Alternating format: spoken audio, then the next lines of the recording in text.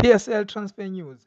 Kaizer Chiefs, Mamelodi Sundowns and SuperSport United are set to battle out for the signature of a promising African goalkeeper. The 26-year-old Lesotho international Sekoane Moerane is reportedly attracting interest from the PSL. Moerane has been rock solid for Lesotho for late and played a key role in their impressive results against Nigeria and Benin during recent FIFA World Cup qualifiers.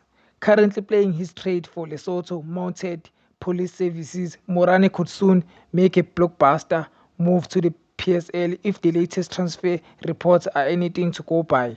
According to a reputable local publication, Unplayable, Kaizer Chiefs, Mamelodi Sundowns, and SuperSport United all interested in signing Sukwane Morane from Lesotho Mounted Police Service FC.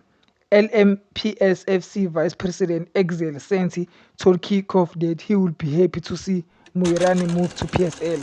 Thanks for tuning in. Don't forget to like and subscribe to our channel. Bye.